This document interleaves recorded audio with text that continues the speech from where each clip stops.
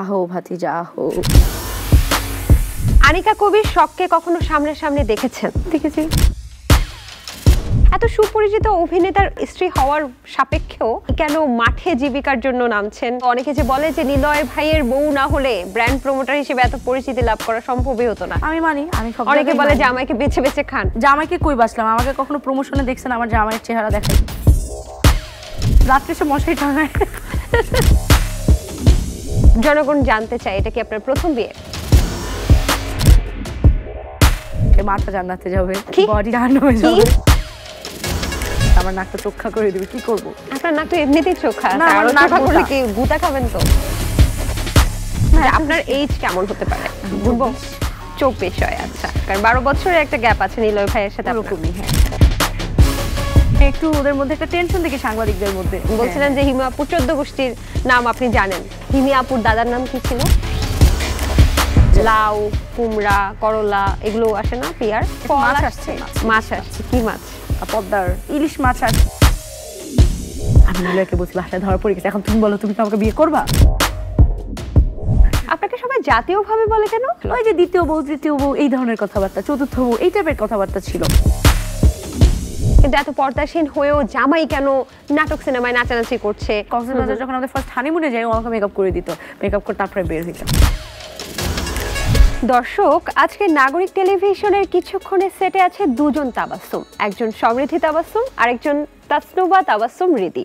তাসনুবা রিদিকে সবাই আপনারা চেনেন, তিনি একজন ব্র্যান্ড প্রমোটার এবং বাংলাদেশের জাতীয় ভাবি। আপনাকে সবাই জাতীয় ভাবি বলে কেন? মেবি আমার হাজবেন্ডকে জাতীয় ভাই বলে, সো সেই আচ্ছা। সম্পর্কের খাতিরে আমি জাতীয় ভাবি হয়ে গেছি। আপনি কি সবাইকে মানে রিকোয়েস্ট করেছেন এই শোনো আমার জামাই শুধু আমার জামাই আর সবার ভাই? তা আমি বলি না, ওরা নিজেরাই ভাই বানায় নিচ্ছে, মানে আমার বিয়ের পরে। জনগণ জানতে চায় এটা কি আপনার প্রথম বিয়ে? হ্যাঁ। অনেকে তো ভাবে যে আপনি একটু পজিটিভ। আমি পজিটিভ হলে তো অ্যাক্টিং করতে পারতো না। আচ্ছা, এটা একটা বিষয় না এরকম তো আমরা দেখেছি, আপনি গিয়ে হচ্ছে শুটিং সেটে বসে থাকেন। জীবনে দুইবার দুটো শুটিং সেটে যে আমি বলছি মাফ চাই, ঢাকার মধ্যে কোনো জায়গায় আমাকে নিয়ে যায় না। কিন্তু সেলিব্রিটি ক্রিকেট লিগে ওটা তো অন্য কেস, ওখানে তো আমরা ক্রিকেটের উদ্দেশ্যে গিয়েছিলাম, ওটা তো শুটিং দেখতে যাইনি। আপনি নিজে খেলেছেন? না, খেলেননি তো? তোমার হাজবেন্ডের খেলা দেখতে ও গিয়েছি। আচ্ছা। আনিকা কবির শখকে কখনো সামনে সামনে দেখেছেন? দেখেছি। কতবার? একবারই, সেলিব্রিটি ক্রিকেট লিগে। কথা হয়েছিল? না, কথা হয় নাই। যারা নাটক করে আমরা দেখেছি যে যেমন আরশ খান, তানিয়া বৃষ্টি, প্রেমের গুঞ্জন আমরা শুনেছি। শামীম হাসান সরকারের সাথেও কিন্তু অহনা রহমানের প্রেমের এবং বিয়ের গুঞ্জনও আমরা শুনেছি। অপু বিশ্বাস, শাকিব খান, বুবলি বলেন প্রেমের গুঞ্জনটা পরবর্তীতে দেখা যায় যে এই যে শাকিব খানেরটাই সত্যি হয়ে যায়। অনেকেই আসলে হিমি আপু এবং নিলয় ভাইকে দেখতে দেখতে মানে এতটাই অভ্যস্ত হয়ে গেছে, অনেকে কমেন্ট করছে আমি দেখছি যে কেউ কেউ বলছে নিলয় হিমি জুটি চাই, আবার বলছে নিলয় হিমিকে বিয়ে দিতে চাই। এমন আবদারও তারা করে ফেলছে। আমার যতটুকু মনে হয় এ পর্যন্ত যা রটেছে তা কিন্তু ঘটেছে। ওদের জুটিটা বেশি স্টাবলিশ, তারা নিজেরাই সেই জুটিটাকে স্টাবলিশ করেছে। দর্শকরা সেই জুটির কাজ বেশি হয়, প্রোডিউসাররা বেশি কাজ করায়, ওই জুটিটা সবার চোখে পড়তেছে। এই ধরনের প্রেমের গুঞ্জনগুলো যেহেতু মিডিয়াতে সত্যি হয়ে যাচ্ছে, এই কারণেই কি মানুষ বারবার ভুল বুঝছে? হ্যাঁ, হতে পারে। এই কারণেই কি মানুষ বারবার এই গুঞ্জনগুলো এটা সৃষ্টি তারা করছে? বুঝে, এখন তারা কি ভাবলো না ভাবলো এটা নিয়ে আমাদের কোনো টেনশনই নেই বা কোনো মাথা ব্যথাই নেই। আপনার থেকে বেশি সময় কাজের প্রয়োজনে নিলয় ভাইয়া কোন নায়িকাকে দেয়? হিমি আপুকে দেয়। You know the answer. অনেক সময় আমরা দেখি যে হিমি আপু নিলয়কে কোলে তুলে তারপরে হচ্ছে ভিডিও করছে নাটকের প্রমোশনের কাজে। এগুলো দেখে কি রিদি আপুর কখনো জেলাস হয় না? জেলাস হইলেও সেটা প্রকাশ করা হচ্ছে কি আসল বিষয়। আমি প্রকাশ করলাম, আমার কাজে সেটা ইম্প্যাক্ট পড়লো বা অন্যদের কাজে ইম্প্যাক্ট পড়লো কিনা সেটার উপর ডিপেন্ড করে। একটা মানুষ মনে মনে কি হচ্ছে না হচ্ছে এটা তো আপনার জানা দরকার নাই। আমি যদি জেলাস হয়ে সেটা কোনো ইম্প্যাক্ট পড়তো তাহলে তো নাটকের আপনার জুটিয়ে দেখতে পারতেন না, ওই জুটি। তার মানে কি আপনি মনে মনে জেলাস হন, সেটা আপনি প্রকাশ করেন না যেন নাটকে কোনো আমি কি ইম্প্যাক্ট হই পড়ে সেটা না? আমি প্রকাশ করবো না, না হইলেও প্রকাশ করবো না, জেলাস হইলেও প্রকাশ করবো সেটা কি না। ভাইয়াকেও প্রকাশ করা হয় না? আমি কাউকেই প্রকাশ করি না, আমার নিজের ফিলিংস জাস্ট আমার জন্য। নিলয় ভাইয়া পর্দায় বেশি রোমান্টিক নাকি বাস্তবে? নিলয় ভাই আসলে বাস্তবে খুব একটা রোমান্টিক না। পর্দায় দেখি রোমান্টিক, কিন্তু আপনার সাথে সে আমার সাথে রোমান্টিক অবশ্যই, রোমান্টিক তো অবশ্যই, কিন্তু আচ্ছা এক্সেসিভ না। আমি হচ্ছে বেশি রোমান্টিক, এটা হচ্ছে আসল কথা। আপনার থেকে নাকি আপনার সংসারের ব্যাপারে সাংবাদিকরা বেশি টেনশন করে? একটু ওদের মধ্যে একটা টেনশন দেখি সাংবাদিকদের মধ্যে। এই সংসার না টেকার একটা টেনশন যে সবার মধ্যে, এটা কেন, কি মনে হয় আপনার? কারণ বাংলাদেশের মানুষের বা আমাদের আশেপাশের মানুষের টেন্ডেন্সি হচ্ছে কালো ভালো দেখতে পারি না। আপনার বিরুদ্ধে অভিযোগ আছে যে আপনি সাংবাদিকদের উপর রাগান্বিত হয়ে কথা বলেন, মাঝে মাঝে চটাং চটাং করে উত্তর দেন। আপনি কি কোনো কারণে সাংবাদিকদের উপর বিরক্ত? ওরা আমার কাছ থেকে যেই উত্তর এক্সপেক্ট করে সেটা আমি দেই না। এটা হচ্ছে আসল কথা। সো ওরা চিন্তা করে যে আমি পার্সোনাল বিষয় রিভিল করব, কিন্তু আমি সেটা করি না। তখন তাদের মনে হয় আমি ছোট ছোট কথা বলতেছি। আমি সিম্পল কথাই বলি, ছোট ছোট কথা বলি না। আমি একটা ভিডিও দেখলাম যেখানে আপনাকে বলছিল যে একটা গুঞ্জন শুনেছি, আপনি বলছেন বলেন বলেন কি নাম, কি পুরো নাম বলতে হবে, নাহলে উত্তর দেব না। হিমি আপুর পুরো নাম জানতে চাচ্ছিলেন, বলছিলেন যে হিমি আপুর 14 গোষ্ঠীর নাম আপনি জানেন, তো ওনারা কেন বলতে পারছে না। তাহলে একটা কাজ করি, আপনি একটু আমাকে বলেন তো হিমি আপুর দাদার নাম কি ছিল? না সেটা তো বলতে পারবো না, ওটা তো কথার কথা। মানে আপনি কি খুব বিরক্ত হচ্ছিলেন সেই হ্যাঁ সময়টা? অবশ্যই অনেক বিরক্ত হচ্ছিলাম। ওদেরও উচিত কোনো কিছু নিয়ে স্টাডি করে আসা। সো ওরা যেই গুঞ্জনটা নিয়ে কথা বলতেছে, এই গুঞ্জনটা বেসিসটা কোথায়, রুটটা কোথায়? রুট হচ্ছে সোশ্যাল মিডিয়া। সোশ্যাল মিডিয়ার একটা গুঞ্জন নিয়ে ওরা আমাকে ডিরেক্ট কোয়েশ্চেন করতেছে। সাধারণ মানুষের কমেন্ট দেখে এসে জার্নালিজম তো করা যায় না। এই জন্য আমি তাকে আস্ক করছিলাম, আচ্ছা বলেন যার নামে কথা বলতেছেন তার আসল নামটা কি? সে তার নামই বলতে পারে না। ছোটবেলায় বেড়ে ওঠা, আপনার বাবা মা কি করেন? আমার আম্মু হাউসওয়াইফ, আমার বাবা হচ্ছে জার্নালিস্ট। ছোটবেলায় ঢাকাতেই বেড়ে উঠেছি, জন্মের পর থেকে ঢাকাই দেখা। যদিও সবাই আমাকে বলে ভোলার মেয়ে, কিন্তু আমি আসলে কখনো বরিশালে যাই নাই। আমি একটু আপনার বয়সটা জানতে চাচ্ছি, বা আপনি কিসে পড়ছেন? আমার এইচএসসি হচ্ছে 2019 ফ্রম বিকর্নেসা, এসএসসি 17 এ। আপনার কি স্টাডি গ্যাপ ছিল?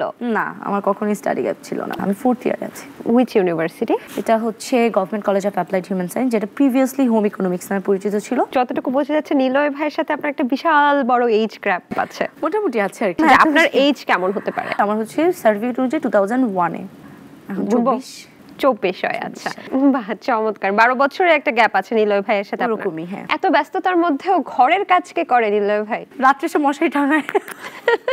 এই যে এত সুন্দরভাবে আপনি চলাফেরা করেন, তারপরেও কি কমেন্টে কোনো বাজে মন্তব্য করে কিনা? অনেক ধরনের দু একটা যদি মন্তব্য আসে, মাথা জান্নাতে যাবে, কি? বডি জাহান্নামে যাবে, এই ধরনের কমেন্ট করে। এতে আমি বুঝে নিই এটা কপি পেস্ট করে মানুষের অ্যাটেনশন নিয়ে নিজের পেজে রিচ বাড়ানোর চেষ্টা করে। হ্যাঁ, আমি ইদানিং কিছু কমেন্ট দেখছি যে ফোন কেনার সময় পুরো টাকা তো পরিশোধ করলাম, তারপরও এই সব ভিডিও কেন আমার সামনে আসে? এটা তো আপনার মুখস্থ হয়ে গেছে, তার মানে এটা তো কিছু আমাকে কিছু। একা করছে না। আপনারা ঘুরতে গিয়েছিলেন বিয়ের পরে, সেই সময় তাসকিনের বন্ধুরা আপনাদের জুটিকে নিয়ে okay, বাজে মন্তব্য করেছিল। ওখানে কি হয়েছিল আসলে? হ্যাঁ, বাজে মন্তব্য করা হয়েছিল, এটা তো সত্যি। আপনারা এটা কি তো সেই মিথ্যা সময় না। প্রতিবাদটা করেননি? হ্যাঁ, সেই সময় তো প্রতিবাদ করা হয়েছে, আর আপনি শুনেছেন। আসলে বিষয়টা কি, নীলা হচ্ছে আশেপাশে তাকায় না, আর আমি হচ্ছে চোখে দেখি না। আমি কিন্তু লেন্স ছাড়া আমার চশমা পরা লাগে। Same here. ও আর আমি ছিলাম লাইক সুইমিং পুলে, আমরা বসেছি, ওখানে তেমন কেউ ছিল না, ওই পাশে অনেক দূরে কয়েকজন ছিল, আর আমরা ছিলাম। আমরা যখন বের হয়ে যাই, নীলয় তো আমার সামনে সামনে, ও আগে আগে বের হয়ে যাচ্ছে। আমার যেহেতু অনেক কিছু গুছায় নিয়ে যেতে হবে, তো আমার একটু দেরি হচ্ছে, আর ও হচ্ছে একটু সামনে বিল টিল দিতে যাচ্ছে, জুস টুসে। তো আমি পিছনে ছিলাম বলে কথাটা আমার উদ্দেশ্যেই আমি শুনছি ভালো মতো। পরে আমি ওই জায়গাটা পার হয়ে ওর কাছে গিয়ে বলছি, ও তখন বলছে দাঁড়াও, ও তার পিছনে তাকায় দেখবে না, ও উপরে গেছে আমাদের রুম থেকে তাকায় দেখছে কারা আছে, তখন দেখে ওখানে ও আছে। আমরা কিন্তু ফার্স্টে আমিও জানতাম না যে ওখানে উনি আছে। আমরা উপরে গিয়ে দেখলাম যে ওই ছেলেগুলোর সাথে উনিও আছে। কি ধরনের বাজে মন্তব্য করেছিল? ওই যে দ্বিতীয় বউ, তৃতীয় বউ, এই ধরনের কথাবার্তা, চতুর্থ বউ, এই টাইপের কথাবার্তা ছিল। আচ্ছা, আপনার হাজবেন্ডকে কি এখন মেয়েরা ডিস্টার্ব করে? করে কি বলে? আমাকে বিয়ে করলে ভালো হতো ভাইয়া। বিয়ের আগে নাকি বিনা পয়সায় আপনাকে স্ক্রিপ্ট লেখানোর একটা পরিকল্পনা বিনা করা পয়সায় হয়েছিল? না, পয়সা দিয়ে করে তো অবশ্যই। আচ্ছা, তখন পয়সা লিখে দেন নাই দুই একটা বিনা পয়সায়? আমার সেই ট্যালেন্ট ছিল না, কারণ আমি আসলে ছোট গল্প লিখতাম, বাট একটা স্ক্রিপ্ট লেখার জন্য ভাই অনেক ট্যালেন্ট লাগে, আমার সেটা ছিল না। আমি হচ্ছে গিয়ে বলছে আমার সম্ভব না, কিন্তু সে আমাকে স্ক্রিপ্টটা ছিল একটা ছুতা দেখা করার। তার আগে সে তার ফুল ফ্যামিলিকে আমার ছবি দেখা ফেলছে, একদম ফেসবুকে দেখেই সে তার আমেরিকাতে থাকে ফ্রেন্ডকে দেখাইছে, তার বোনের কাছে পাঠাইছে। এই মেয়েটাকে না আমার ভালো লাগছে, ওকে কি বিয়ে করা যায়? তখন কিন্তু সালা খানম নাদিয়াকে নিয়ে কন্ট্রোভার্সি ছিল, তাই গুঞ্জন তো আসেই, তো সেটা তো সত্যি হয় না। আপু এখন হ্যাপিলি ম্যারিড, আপুই তো আমার জন্য সব হচ্ছে বিয়ের সব প্রিপারেশন, আমার যত সবকিছু আপু করে দিছে। ও প্ল্যান করছিল সামনে আমার 26শে ফেব্রুয়ারি আমার বার্থডে, তো 26শে ফেব্রুয়ারি ওর ফ্রেন্ডরা মিলে অনেক কিছু বুক টুক করছে, প্রপোজ করবে। কিন্তু যেটা হয়, এর মধ্যে ওরা একটা কক্সবাজারে শুটিং এ যায়, ও আর নাদিয়া আপু। আচ্ছা, সেখানে গিয়ে ওকে আমি এতবার মানা করছিলাম, ভাই দেখো আমার বাসায় খুব স্ট্রিক্ট। ও করে কি অনেক কিছু আচার টাচার কিনে নিয়ে আসে, এরপরে সে জোর করে আমাকে দিয়েই দিবে আচার। আমি খুব আচার পছন্দ করি, তো নাদিয়া বলে আমার নাম দিও, যে আমি দিছি। আমি বলে আম্মু কেন বিশ্বাস করবে তুমি দিছো? আমার আম্মু মাশাআল্লাহ অনেক চালাক, উনি লতে পড়াশোনা করছে। ওই দিন ধরা পড়ে গেছিলাম আমি 26শে ফেব্রুয়ারি, তাই মেবি 16 বা 17-র দিকে ধরা পড়ে গেছি বাসায়।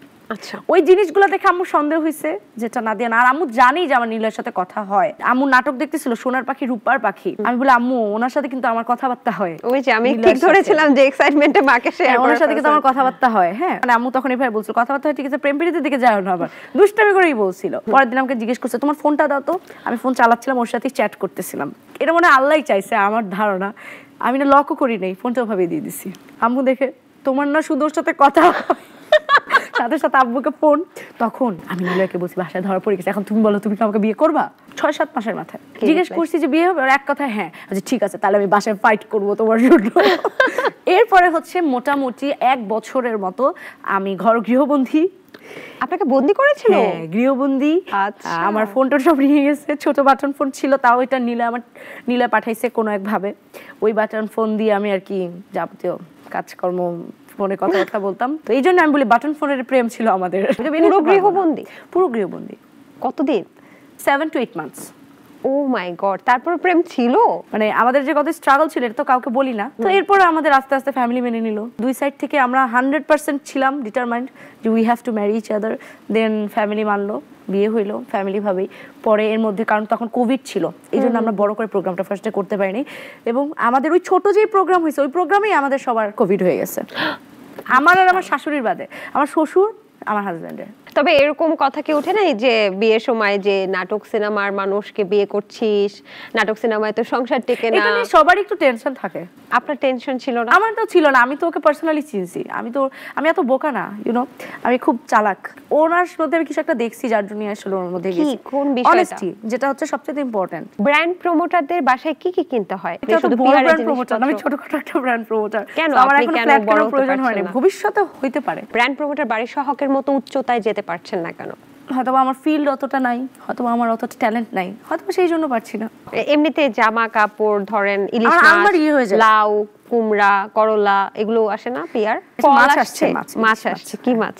পদ্মার ইলিশ মাছ আসছে, মাঝে মধ্যে ফুড আসে। দেখি তো আপনি নিলয় ভাইকে নিয়ে একসাথে 3টা কেক কাটছেন, কেটে আবার খাচ্ছেন। কেক আসে, ফুড আসে, কিন্তু যেই পরিমাণে প্রপোজাল আছে সেই পরিমাণে প্রমোশন আমি কমই করি ফুডের। পিয়ার পাঠালে কি আবার টাকাও দিতে হয়? মানে ধরনের সিস্টেম আছে, একটা পেইড পিয়ার, একটা হচ্ছে নন পেইড। নন পেইডে টাকা দিতে হয় না, পেইডে আপনি নন পেইডটাকে নেন নাকি? হ্যাঁ, আমি নন পেইডও নেই। নন পেইড ড্রেস না, আচ্ছা আচ্ছা, কিছু আইটেম। এমন হয় না যে মাঝে মাঝে বাসায় এটা দরকার, পোস্ট দিলেন এই জিনিসটা কারো যদি থেকে থাকে পাঠান? বিভিন্ন মানুষের থেকে বিভিন্ন জিনিস নিয়ে আসতেছেন। আমি কার কথা বলি? আমি তো কোনো মানুষের কথা সব চিন্তা দেখছি করিনি। জানেন, শুনে খুব প্রাউড ফিল করছি। Thank you so much. হ্যাঁ, এটা নিয়ে কথা উঠেছে, কিন্তু আমি সবসময় পে করে নিই। কিন্তু আছে না যে আমি প্রমোশন করে দিব আমাকে ফ্রি দেন, এটা আমি কোনোদিন কেউ বলতে পারবো না। এই যে প্রমোশন করে দেব আমাকে ফ্রি দেন, এটাকে অনেকে ডিজিটাল ভিক্ষা বলে অবহিত করে। এটা আমি কখনো করি নাই। আপনি তাহলে ডিজিটাল ভিক্ষা করছেন না? কেউ যদি করে থাকে ওটা সমস্যা না, সেটা তার চয়েস, বাট আমি কখনো আসলে করি না, আমি সবসময় পে করেই করি। আপনি যে কস্টিউমটা পরে আছেন, আমি একটু দেখতে চাচ্ছি যে আপনি কত টাকার কস্টিউম ক্যারি করেন, মানে এটা কি ফ্রি নাকি? এটা স্পন্সর। হ্যাঁ, আচ্ছা আচ্ছা, এটা স্পন্সর না, নন পেইড। নন পেইড। আপনি একটু আগে বললেন নন পেইড, আপনি জামা কাপড় নেন না? এটার ক্ষেত্রে আবার বিষয় আছে, এটা হচ্ছে আমার প্রয়োজন ছিল, তো আমাকে যেহেতু স্পন্সর দেয়, সো আমি বলছি আমার প্রোগ্রামে ড্রেস লাগবে, ওরা আমাকে দিয়েছে, সেটা আমার প্রয়োজনে নিয়েছে। আমি এখানে টাকা কিভাবে দিব যে আমাকে ড্রেস দেন, আমাকে টাকাও দেন, আমি যাই, এরকম তো না বিষয়। আমার পরিচিত পেজ থেকে আমি কেনাকাটাও করি আমার প্রয়োজন, আমি তো কারোর কাছে বলি না যে আমাকে ফ্রিতে দেন। এটা তো ফ্রি, এটা তো ফ্রি, কিন্তু এটা তো মানে এটা তো স্পন্সর, রিং ছাড়া কোনো কিছু ডায়মন্ডের না। এটা হ্যাঁ, এটা আমার ভাইয়া দিয়েছে, তাই তো? এটা ছিল আমাকে কয়েকদিন আগে একজন গিফট করেছে, একটা পেজ। এটা আমি নিজে কিনেছি আরেকটা মেলা থেকে। শুটাও আমি পরশুদিন কিনেছি মালয়েশিয়া উপলক্ষে। কিন্তু অনেকে যে বলে যে নিলয় ভাইয়ের বউ না হলে ব্র্যান্ড প্রমোটার হিসেবে এত পরিচিতি লাভ করা সম্ভবই হতো না। আমি মানি, আমি সব অনেকে বলে জামাইকে বেছে বেছে খান। জামাইকে কই বাসলাম? আমাকে কখনো প্রমোশনে দেখছেন আমার জামাইয়ের চেহারা দেখায়? হ্যাঁ দেখেছি, কেক কেটে কেটে খাইয়েছেন। ওইটা অ্যানিভার্সারির দিন আমি অবশ্যই কেক কাটবো। প্রমোশন অন্য বিষয়। লাইক আমাকে অনেকে বলে আপু আমার ড্রেসটা প্রমোশন করে দিবেন, সাথে নীলা ভাই থাকতে হবে। এই প্রোডাক্টটা আমি তখন তাদের রিয়েক্ট করি, নীলা ভাই আমার সাথে প্রমোশন করে না। যারা ইয়ে করবে তাকে তো তার পেমেন্টটা দিতে হবে, আমার পেমেন্ট দিয়ে তো তাকে আমি আমার প্রমোশন। একের ভেতর দুই পাওয়া যাবে না। না, আমাকে কেন নিতে চাচ্ছেন? আপনি যাদেরকে দিয়ে পারবেন তাদেরকে দিয়ে করেন, ফিউচারে হয়তো বা আমাকে দিয়ে করাচ্ছেন, এরকম হতে পারে। তো সেক্ষেত্রে আমি তাকে জিম্মি করছি না। জিম্মি করলাম কোথায়? অনেক অপশনস আছে এখনকার সময়। ব্র্যান্ড প্রমোশন, ব্র্যান্ড প্রমোটার অহরহ, বিভিন্ন রেটের আছে, যে রেট বলবো না, এক একজনের রেমুনারেশন এক এক রকম আছে। এই সেক্টরে টিকে থাকাটা কতটুকু সহজ? কিছু কিছু ক্ষেত্রে সহজ অবশ্যই। হ্যাঁ, ভাইরাল থেকে যারা আসে, যারা বলেন, আমি নিজেও কিন্তু ভাইরাল হয়ে আসছি বিয়ের পরে, শুনি কানে যে অমুককে কাজ করতে দিবে না, অমুক কাজ করলে অমুক করবে না। কিন্তু যারা হচ্ছে হুট করে আসে তারা কিন্তু টিকে থাকে না। হ্যাঁ, তো এটা আসলে ডিপেন্ড করে আপনার সার্ভাইভাল ক্ষমতা। আপনিও তো হুট করেই আসছেন। হ্যাঁ, আমি হুট করে আসছি। আমি কিন্তু সব ব্র্যান্ডের সাথে কাজ করতেছি। আমি হচ্ছে হাইপটা বেশি মানে কম ক্রিয়েট করি, এটা আমার একটা টিকে থাকার স্ট্র্যাটেজি। এই জন্য আমি হাইপে নাই। তাহলে কি আপনি কাজ পাচ্ছেন না? হ্যাঁ, পাচ্ছি। অডিয়েন্স সেক্টরে দুই ভাগ আছে, একটা হচ্ছে জেনুইন আপনার অডিয়েন্স যারা আপনার শুভাকাঙ্ক্ষী ওয়েল উইশার তারা আপনার প্রোডাক্ট দেখে আপনাকে বিশ্বাস করে, আপনার প্রমোশন দেখে কিনে। সেকেন্ড আরেকটা সেক্টর আছে যারা শুধুমাত্র নেগেটিভ কমেন্টের জন্য আসে। মনে করেন 1 মিলিয়ন ফলোয়ার্স, এই 1 মিলিয়নের মধ্যে প্রপোর্শনটা কতটুকু এটার উপর ডিপেন্ড করবে আপনি নিজেকে কতটুকু ধরে রাখতে পারবেন। হিজাব পরে আপনি ব্র্যান্ড প্রমোশন করছেন, অনেক ব্র্যান্ড প্রমোটার অভিযোগ করেছে যে আমি যদি হিজাব পরি আমাকে অনেক কাজ, অনেক ওনাররা আমাকে বাদ দিয়ে দেয়, কারণ আমি তো আসলে সুন্দর গলা দেখি আমি নেকলেস দেখাতে পারছি না। এই কারণে অনেক ব্র্যান্ড প্রমোটাররা কাজ হারিয়ে ফেলে। আপনার ক্ষেত্রে এটা কতটুকু সত্য? এখনোই আমি দেখি নাই যে হিজাবটা আমাকে প্রতিবন্ধকতা তৈরি করছে। নেকলেস দেখানোরও ওয়ে আছে, যেটা আমরা করি গোল্ডের সময় মাথায় নেকলেস দেই, যেটা নিয়ে বলে গলার নেকলেস মাথায় কেন পড়ছে। অনেকে বলে যে আপনি এত পর্দাশীল, কিন্তু এত পর্দাশীল হয়েও জামাই কেন নাটক সিনেমায় নাচানাচি করছে, এই বিষয়টা কমেন্ট করে জানায়। আপনি নিশ্চয়ই দেখেছেন। হিজাব পরি ক্লাস 7 থেকে, ও নাটক করে 2010 থেকে। সো আমাদের মধ্যে প্রেম হয়েছে, তখনও নাটক করতো, আমার এখন বিয়ে হয়ে সংসার করছে, এখনও নাটক করে। সো এটা তো আসলে আমি হিজাব পরছি বলেও নাটক করতেছে না, বা হিজাব পরতাম না তখন নাটক করতে, এই জিনিসটা তো হইলো না, আসলে মিললো না। এত সুপরিচিত অভিনেতার স্ত্রী হওয়ার সাপেক্ষেও কেন মাঠে জীবিকার জন্য নামছেন? কেন আসলে এটা কি আপনি আত্মনির্ভরশীলতা পছন্দ করেন নাকি আপনি আসলে জীবিকার তাগিদে? আপু আমি ক্লাস 4 থেকে তখন আমি ইনকাম করতাম, 1 টাকা হলেও করতাম। ছোট বাবুদেরকে কিন্তু ফ্রিতে কেউ রিপোর্টার বানায় না, সেখানেও আমার ইনকাম আসতো। দেন আমি অনেক আহ্বান ফাউন্ডেশনে ছিলাম, যেখানে হেড হিসেবে ছিলাম, head of communication, social working এর সাথে রেগুলার যুক্ত ছিলাম। বাইরে কাজ করা আমার পার্ট অফ মাই লাইফ। অনেকে দেখি যে সৌন্দর্য ধরে রাখার জন্য মুখে সার্জারি করছে, থোতা চোখা করা। ওই তো বললাম অনেক টাকাও লাগবে না, আমি কালকে বললাম কি কালকেই করে দিবে। আমার এত প্রমোশনাল অফার আসছে। আমার পার্সোনাল ফিলিং, এটা যার যার চয়েস বললাম। যখন আমার কাছে মনে হয় যে কেউ তার ফেস চেঞ্জ করছে, আমার কাছে মনে হয় তার আত্মবিশ্বাসের একটু অভাব। এটা মেবি আমার রেসিজমের মতো লাগে, যে আমার গায়ের কালারটা একটু ফর্সা হলে মেবি ভালো হইতো। ওকে মাঝে মধ্যে আমি দুষ্টামি করে বলি, আচ্ছা ওখান থেকে আমাকে অফার করছে, আমার নাকটা চোখা করে দিবে, কি করব? আপনার নাক তো এমনিতেই চোখা, না, আরো নাক চোখা করলে বোঁতা। কি গুতা খাবেন? তো না, আমার নাক বোঁতা। মানুষের সাথে এই যে ডিপ জলের একটা ডায়লগ আপনার থেকে শুনতে চাই। আহো ভাতিজা আহো।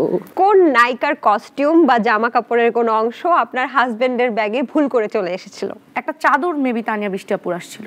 কার বেশি মেকআপ আছে, আপনার নাকি নীলয় ভাইয়ের? নীলয়ের। হ্যাঁ হ্যাঁ, আপনার থেকে বেশি? হ্যাঁ, ওর অনেক ব্র্যান্ডেড মেকআপ আছে, আমার অত ব্র্যান্ডেড মেকআপ। আমরা যে ব্লাশন টাশন দেই, ছেলেরাও কি দেয়? হ্যাঁ, ব্লাশন দিয়ে চোখের নিচে দেয়, ওরা গালে দেয় না, চোখের নিচে দেয়। ও তো আচ্ছা। আমাকে ফার্স্ট মেকআপ শিখাইছে, কেউ জানেন না তো। কক্সবাজার যখন আমাদের ফার্স্ট হানিমুনে যাই, ও আমাকে মেকআপ করে দিত, মেকআপ করে তারপরে বের হইতাম। পরিমণিকে কি রান্না করে খাওয়াবেন? আমার হাতের একটা জিনিস সবাই খুব পছন্দ করে, সেটা নবাবী সেমাই। আমি ওকে নবাবী সেমাই করে খাওয়াবো। বারিশা হককে কি খাওয়াবেন আপনি রান্না করে? আমি সব গেস্ট আসলে হাঁসের মাংসটা খুব প্রেফার করি। বারিশা হককে আপনি হাঁসের মাংস খাওয়াবেন? ওকে। ব্র্যান্ড প্রমোটার অবন্তী, তাকে আপনি কি খাওয়াতে চান রান্না করে? তাকে আমার খাওয়াতে হবে। হ্যাঁ, হাঁসের মাংস থেকে শুরু করে মুরগি, গরু, খাসির লেগ পিস, পোলাও সব থাকবে। আপনাকে অসংখ্য ধন্যবাদ নাগরিক টিভির কিছুক্ষণ সেটে আসার জন্য। আশা করি আপনার পুরো আড্ডাটা ভালো লেগেছে। ধন্যবাদ আপনাকেও আমাকে ইনভাইট করার জন্য।